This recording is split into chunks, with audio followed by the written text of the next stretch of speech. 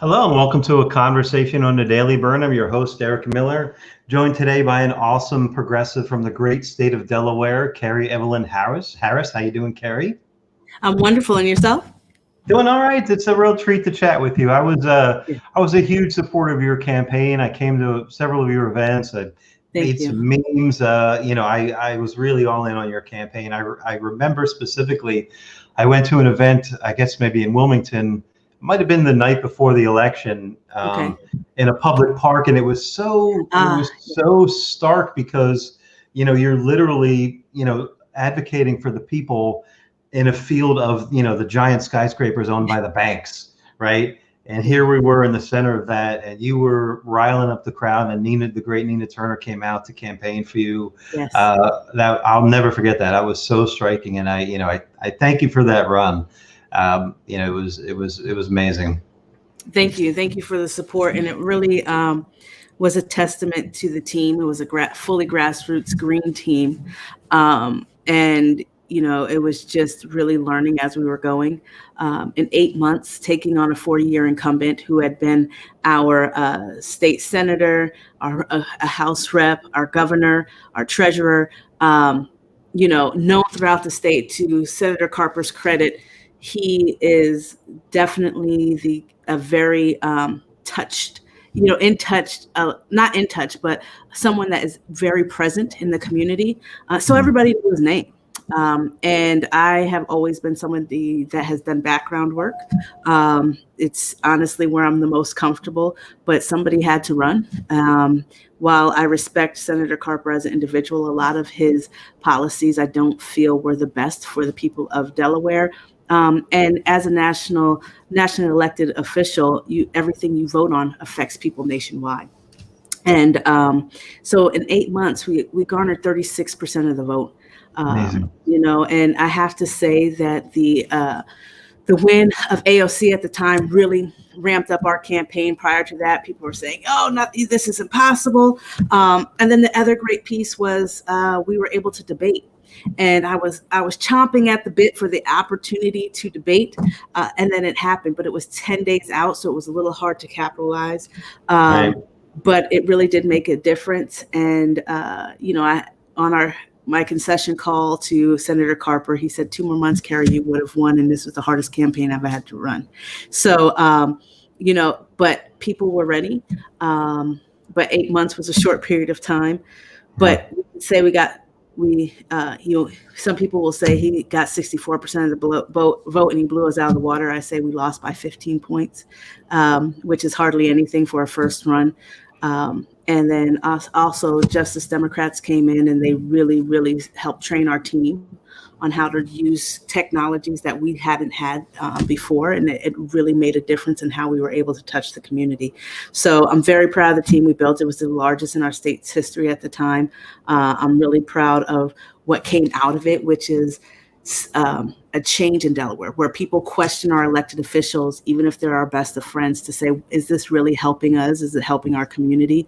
And it continues to this day. We also have this cycle, we have the largest group of progressive candidates running, and I'm hoping it keeps moving.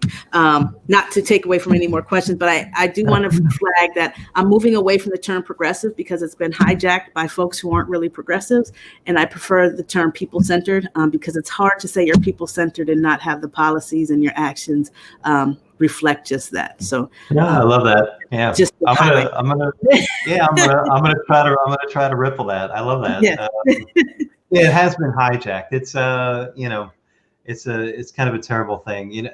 I actually hate on the other side when they call progressives people-centered people. They use the term liberal as an all-encompassing thing. I'm not liberal, right? I'm not. Yeah. That's not us, right? Let me ask you a little bit about that race, just from the inside. If you can share a little bit of perspective. What I'm always curious about. I guess like AIPAC is one of the big ones, right? But you hear about corporate donors approaching candidates early in their campaign. You only had an 8-month run. I think maybe Justice Democrats was on pretty early, so maybe you didn't get a whole lot of that. But what does that look like? Someone I spoke to earlier talked about AIPAC coming to them for a meeting, and they had a meeting, and basically you kind of sign a pledge and there's maybe a check attached to it. Like, what does that look like? How explicit is that? Here's a donation, here's what you have to do. Like, what does that look like? AIPAC did approach for a meeting. I turned it down. So I don't know if it comes directly with a check attached. I think that is a sensitive area, and I think that AIPAC is not on the right side of making sure that human rights are cared for, and that our hands should stay off of it. And that is a thing that the most we should be doing is facilitating an answer that works right for that region. And beyond that, I have had the experience of large donors coming, offering a good size check, maxing out, and me literally saying, I need you to understand that this gives you no more access to me than somebody who cannot donate or donates a small amount of money. And I've had them decide not to give me that check. Right. I think that it's key. I think it's key because races like mine, AOC also coming out of being a bartender, right? And we've seen that in other areas, Cori Bush. If you're a normal working class person, you understand what it's like to give and give and give to your community. And the only difference between you and another person who might get a boost from the establishment or the wealthy donors is the fact that you don't have money to back you. And They try to leverage that against you. And that's why it's so important for candidates like myself and others who truly are committed to making ourselves be the voice box of those who are not able to make it into certain elected bodies, to make it very clear to people that your money doesn't make a difference. It's who you are as an individual, and everybody will be given equal access to ensure that we have a truly representative democracy. Of course. Yeah, that's awesome. Thanks for sharing that. I always wonder what that looked like. So is it when you get that email, you get that invitation for the meeting, it has to be somewhat explicit to say, hey, we'll meet, and hey, here's the carrot dangled with it, right? Like how? Well, the email wasn't quite. I mean, they didn't offer the money. They just said that they would like to meet. And I believe the decision was to send back what my stance was, and then we never heard back again. So, it's just I'm more than willing to hear people's difference of opinion. I'm not pretending that I know everything, and so. But I need people to know where I stand as well. And again, not to say I'm hardwired and will never change, but we should at least enter a conversation with the understanding of where each of us is starting at, so we know where the conversation can go. And if there's really honestly no point in meeting, then we don't meet. Right on. Yeah. So what do you, maybe I'll ask you a little bit more about takeaways as we go from your campaign, because as far as Justice Democrats go, I think it was only you and Paula Jean Swearengin that were running for Senate. The rest of them were House candidates, right? So it was a bigger, it was a bigger battle, right? Like I said, 8 months is a pretty short runway for something like that. What do you think of Jessica Skalrain, who's running now? Have you do you support her? And have you met with her, given her any advice, anything like that? A little after her campaign launched, she contacted me. I gave her advice on how to stay sane. And, some people that she might want to reach out to. For the most part, I stay away because I think everybody needs to run their own race. But I definitely support primaries. I think it brings out the best in all candidates. I think it makes the voters think about things and not just go with the status quo because it's a name that they're used to. And I would always encourage somebody, if they feel like they have something to contribute, that they should take that step forward. So my understanding is that the race is going well, but I'm not intimately involved in any way. Right on. How about, just some news of the day, right? What do you think about, what's happening with the DNC platform? Obviously, Brent Welder put forth a Medicare for All thing. I'm having him on tomorrow to talk about that. What are your thoughts about just neoliberalism and the DNC not meeting progressive or people-centered platform needs. Absolutely. So I ran and was elected to be a national committee woman here in the state of Delaware in a special election, and I was just reelected just a few months ago. And I fully believe that, we're in a two-party system, and if we want to create the Democratic Party that we want, we have to be involved.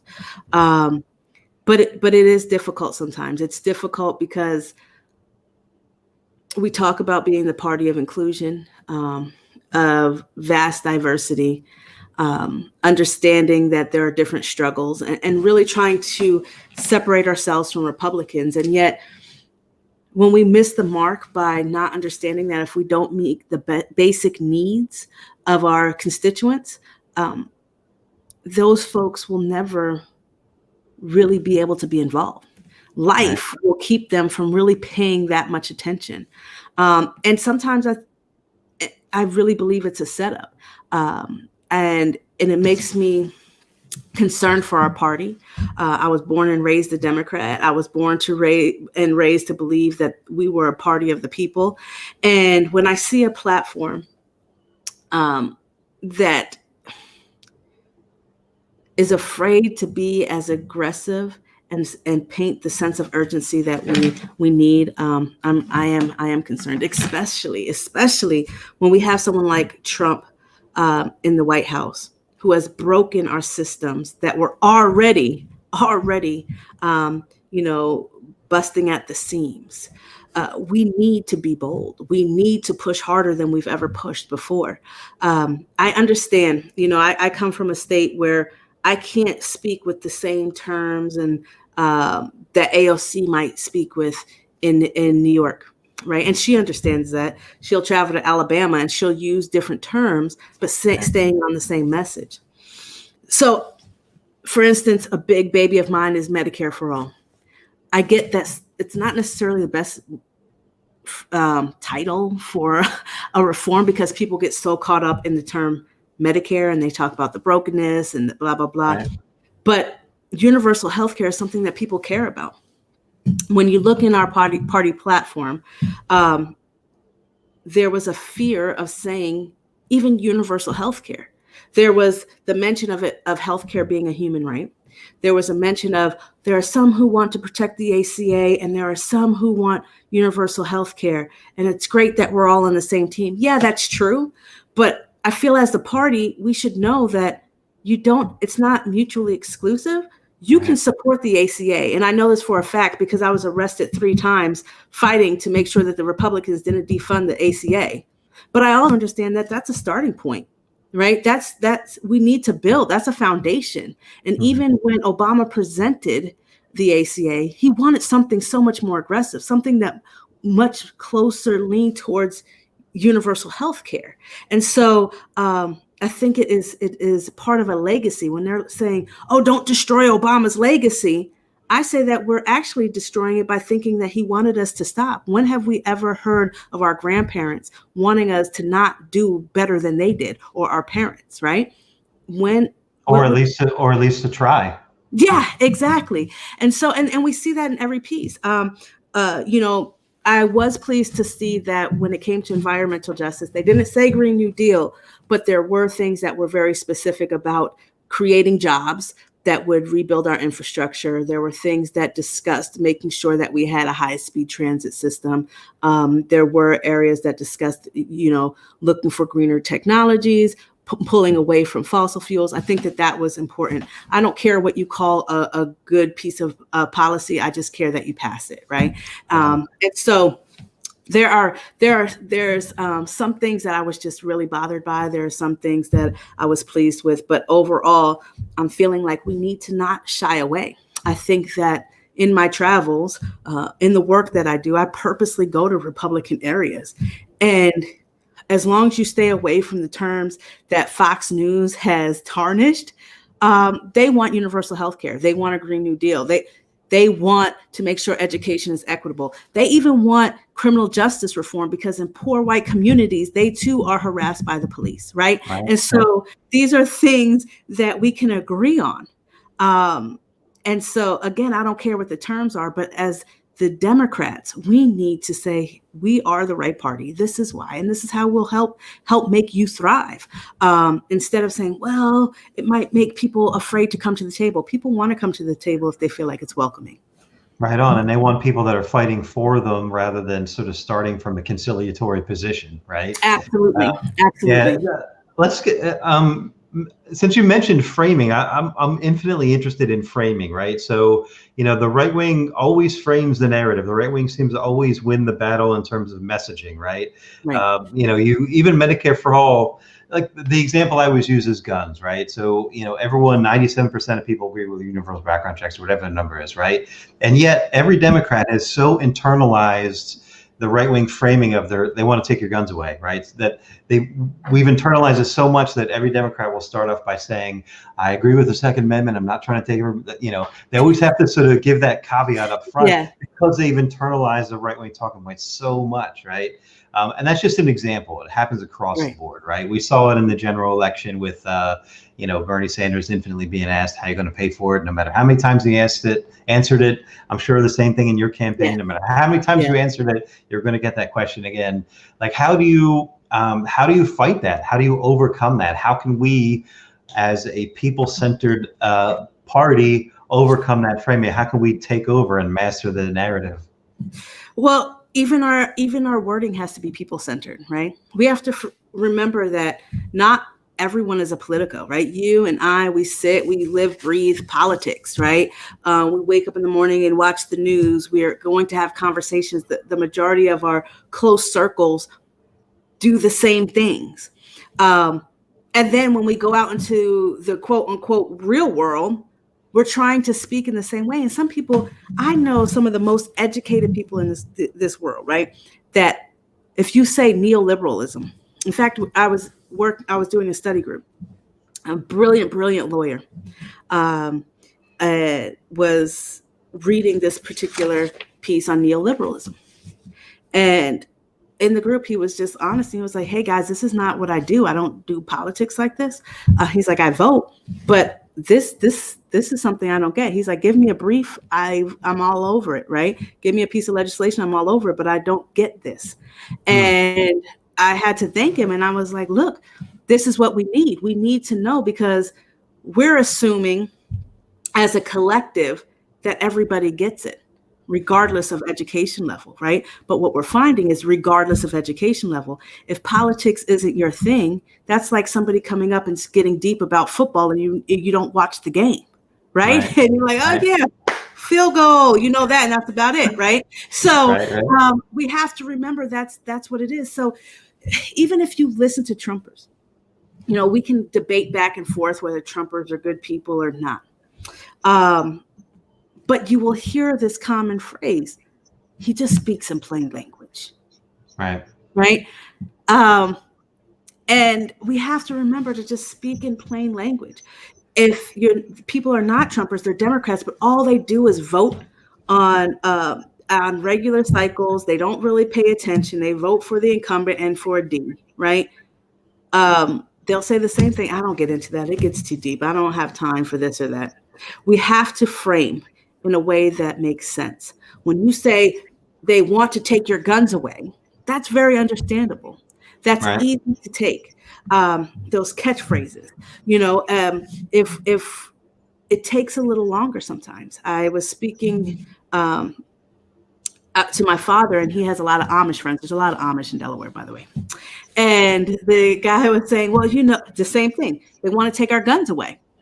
And my dad was like, no, they don't. And he was like, so he asked the guy, well, what do you have guns for? And he said, for hunting. And he said, well, what? They call everybody the English, right? So he was, well, what do the English have it for? And he said, well, to protect themselves. And my dad was like, what are they protecting themselves from? And he was like, I don't know. We leave our doors open, right? And so the idea, there's this rhetoric. We forget that there's this propaganda being pushed. And so these same people who are afraid of their guns being taken away need to hear that we intend to protect the communities, more so than they need to hear anything about the Second Amendment. Instead of getting caught up in the Second Amendment, say we're trying to figure out a way to protect communities. And we know that crime drops by making sure that people have housing and good jobs, right?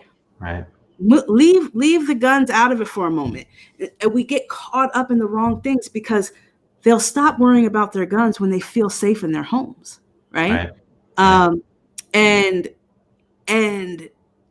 the framing has to come from a place of humanity, not talking about fear, not talking about what is going to destroy them. But there's also this other hard truth, right? And I don't know if you know about me, but I'm biracial. And so I like to frame that for anybody who doesn't know that, and for the people that may be watching, because I'm going to come hard for white people right now. When we look at polls, we are seeing a very close race for the most part, in my opinion, given how horrible Trump is. I mean, he's horrible. If you take race out of the picture, if you take xenophobia out of the picture, he's just a horrible leader, right? Our economy's crumbling. People are literally dying. Nobody in the world likes us. Canada doesn't even want Americans to come visit the other side of Niagara Falls, right? And they're the nicest people in the world, right? Yes, right. He is horrible. Right. And yet, we have a very close race. It doesn't make sense. And when you look at the numbers, minority voters are heavily voting Democrat, right? We could disagree or agree on if Biden is the right choice, but we know Trump is the wrong choice. And yet nearly 50% on any given poll of white people are voting for Trump. That means 1 in 2 white people that any of us, black or white, come in contact with are lying to us about whether they're okay with Trump being president. And to our faces, they're like, oh yeah, that guy's crazy. But when a pollster calls, they feel like they're anonymous and the truth comes out. So is it the narrative? Is it the propaganda we've been fed all these years? What is the problem? What are we missing? Right? Because here's the thing.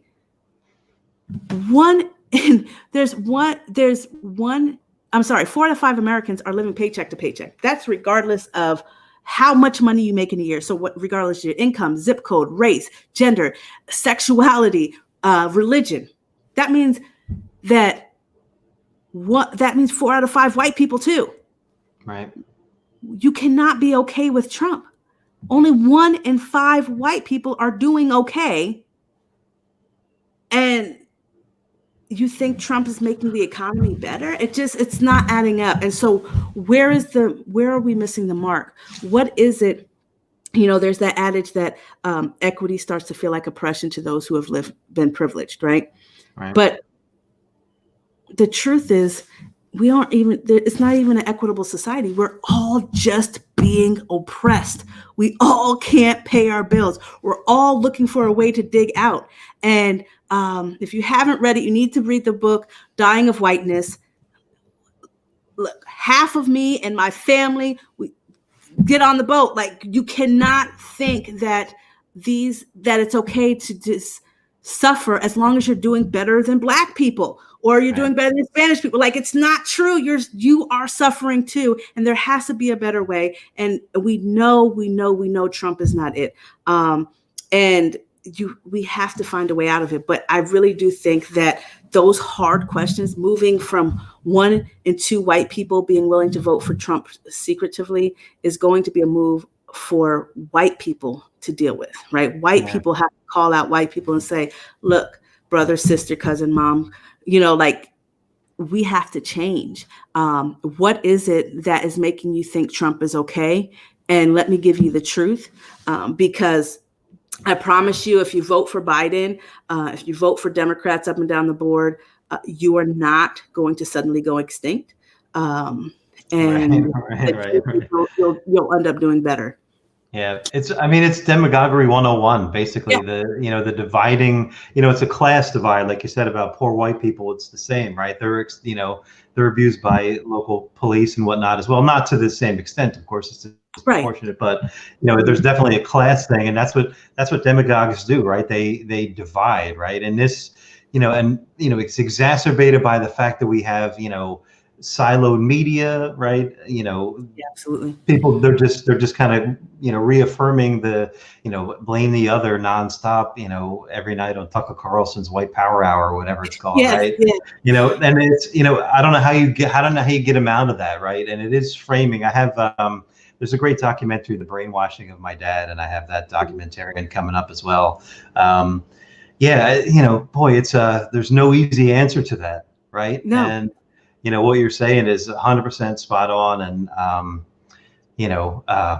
and you know what, that actually brings me to a question. Like, I always view things sort of as through a prism of a choice of fear or a choice of love, right? So the choice of fear, I'm paraphrasing the great Bill Hicks, you put bigger locks on your doors, you buy guns, you block yourself off, right? The choice of love, you see us all as one, right? So, I sort of looked at polar opposites. I'll just use Bernie as the choice of love on this side, who is, let's get everybody healthcare. Let's make sure everyone has a living wage and a dignity and all that, right? That's what he was fighting for, right? And Trump was fighting for the fear, right? The division and all that stuff, right? The Democratic Party never really gets to that love side. The Republican Party is firmly in fear nonstop, right? But the Democratic Party doesn't really deliver on that love platform, that people-centered platform, to use your term, right? Yeah.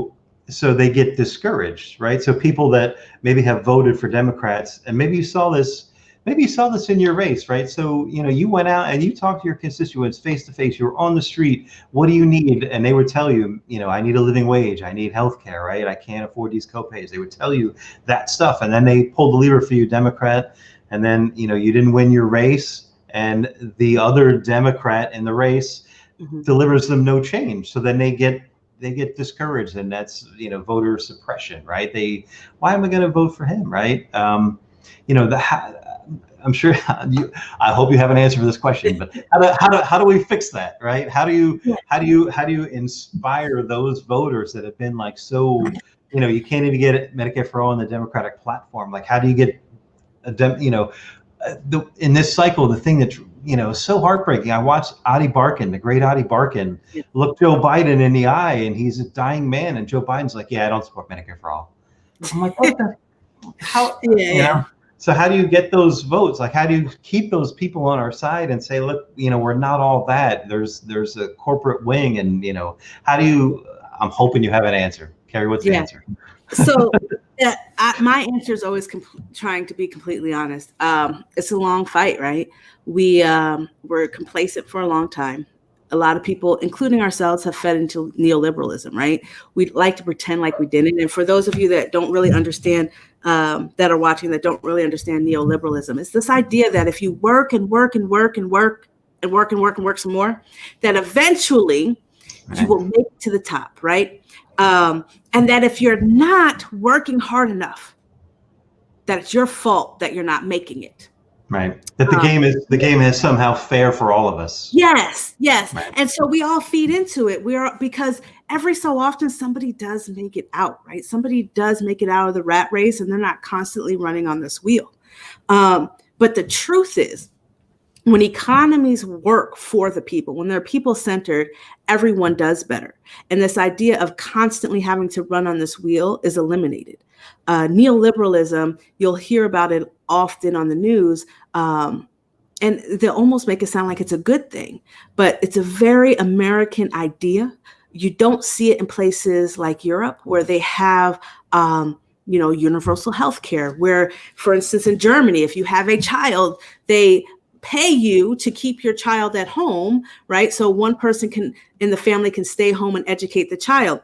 And there's fairness in it. You don't have to worry because this is a very American thing to say, well, what if my neighbor doesn't educate their child? If they get to age 5, they go to school and the child isn't prepared, then you're fine. That's a very American thing to do. So don't worry, we'll still have fines if you don't follow through. However, the idea is most people do well because they want to do well, right? Most people want a lot of good things for their families.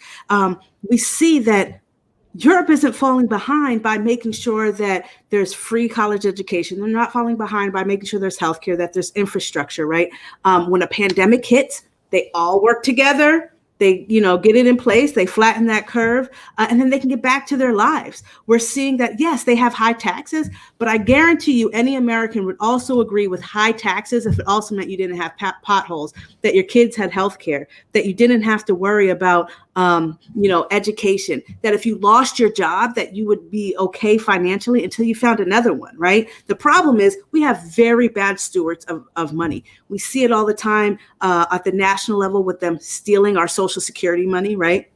We see it all of the time when they say, well, we can't afford to make sure people are doing well. So, but we're going to give this large corporation a bailout because scarcity. Right. Scarcity is what works. Fear works because they give us, neoliberalism talks about scarcity, and it makes us think that it's real. And so making sure that people participate, we have to remind them that everything that we're saying is a real thing. It can actually happen. The scale of our nation doesn't matter. Neoliberals will say, well, Europe is much smaller. Okay, so then, we have more money coming in, so we're good, right? And so not to mention our nonstop imperialism, right? Exactly. Which comes at a very high price. Right. And so we have to remember, and we have to educate people on the fact that it's a scam, and that we need them to educate themselves so that they can become candidates, that they can become staffers, that they can become campaign staff, because we have to be ready to take the helm, because in order to save not just our nation, but to move our party closer to the people, we need folks that are people-centered, the people that understand that.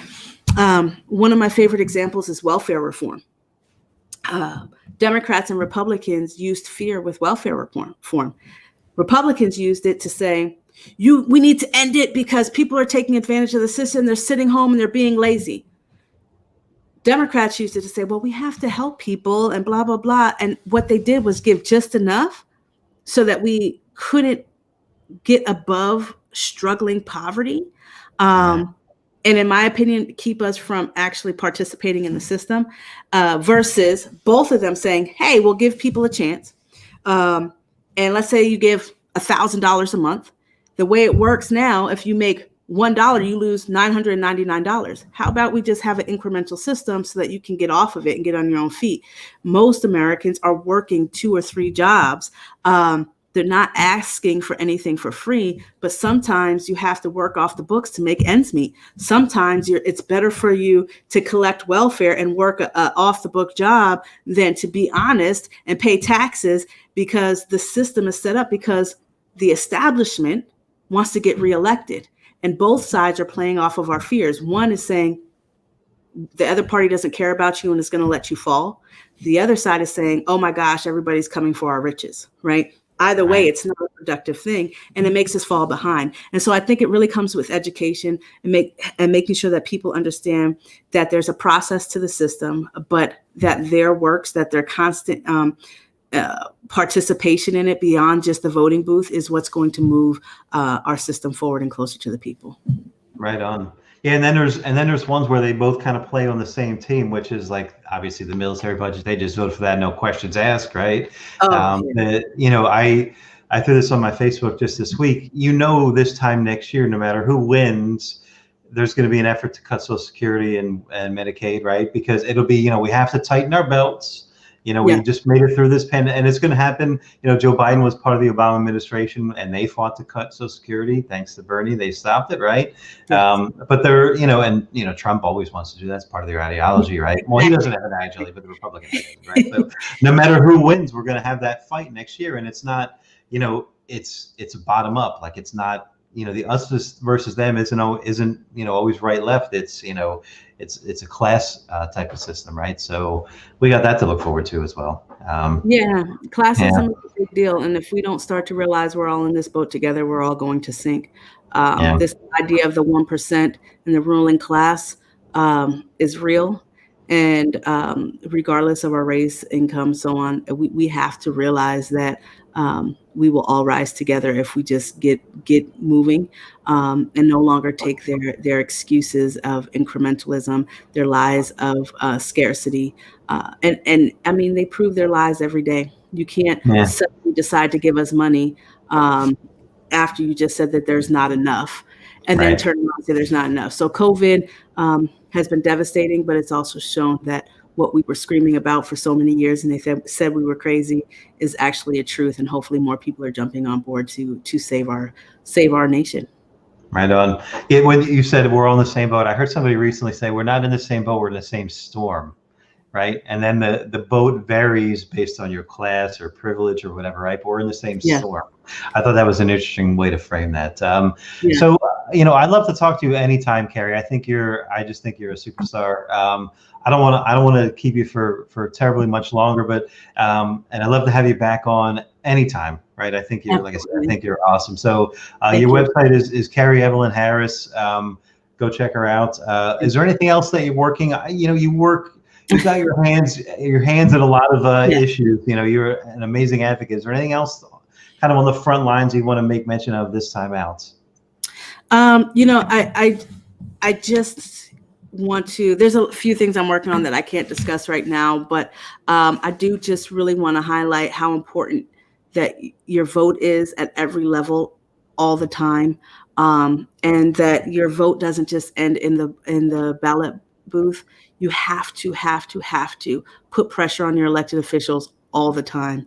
And we're a little different here in the state of Delaware. We're a small state with a small population. And so we have access to our elected officials, unlike many people in other states. But I guarantee you, they remember the names of people that show up regardless of the state you're in. And if they are concerned, races are won by several hundred votes. Even national races we're now seeing by several thousand. And so you wonder if your vote counts at the local level, at the state level. It definitely does. And that is where we're going to be able to protect ourselves from some crazy national legislation. I also encourage you to understand how connected we are at the national level. The more we vote in the right candidates who are fighters, who are able to take on the hard questions and the tough political warfare, that happens behind closed doors in Congress, the better off we'll be. And if there's not someone running in your state, find someone in another state. It makes a difference. And remember, primaries matter, and it doesn't mean you're taking away from your party. It means that you're strengthening your party, and that if somebody cannot prove their policies are people-centered, you need to move away from them, because they are not worth your time, and they're a detriment to your family, your community, and our entire nation. Right on. Yeah, I was thinking about someone, David Dole, the Rational National. He keeps making his case for Joe Biden. He says, who would you rather fight? Would you rather fight, the fascist narcissist who, misspells his wife's name and three-letter words? Or would you rather, fight, sort of a neoliberal that, is somewhat malleable, right? Who would you rather fight, right? And that's applicable to any race, right? That can come down to, a House race or even a local race. And like you said, there are so many local races. And, if you vote, if you have within a district, you have local state House races, that turns out the vote at the local race. And then that sort of elevates the vote for the House race and the Senate race and then the national race, right? So, it's like you said, what's the phrase? Rising tide raises all boats. There you go. And sitting out is not an option, right? If you don't like who the options are, you have to run yourself or find somebody else to run. But sitting it out takes away your any power you have. But chance is getting the worst of two. And I hate to say choose the lesser of two evils, but if we don't have more people running, we're going to always have to choose the lesser of two evils, right? And so if you're shy, I'm someone who would definitely prefer to be in the background, but you have to do it for your community. If you feel that your background isn't exactly what is expected of a candidate, that's old school politics, right? Old school politics said you had to be squeaky clean. New school says, I want you to have an experience that is similar to mine, right? If you feel that you don't have the funds, that's what the community's there for, right? If for some reason people are telling you, well, you can't do it unless you fundraise at a corporate level. That is also old school politics. I have no problem with candidates who in the past took corporate money. They didn't know you could win without it, but now they do. And now if you still take corporate money, there's no excuse. You know there's something better. And if you start off your political career thinking that you need corporate money, then you're definitely on the wrong track. And so know that there are so many things out there. We've learned from election cycle after election cycle. Reach out. Now we're starting to build a bench of people that know how to run campaigns, who know how to write platforms, who know how to run digital.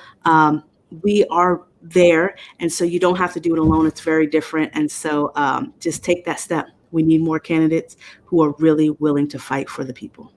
Awesome. Awesome, Kerri. Well, it was a real treat to chat with you. I look forward to chatting with you again and seeing what else you're working on. I know you always have some stuff going on, so I can't wait to see. I can't wait to see what's in the future. Thank you so much. So it was a real treat to chat with you. Thank you again for all your service. Thanks for running. Thanks for inspiring the next wave and helping the next wave. Like you say, it matters. Every race matters like this. So, awesome, cool. Well, it's a real treat, Kerri. Thank you. I'll talk to you again soon. All right. Bye-bye. Bye.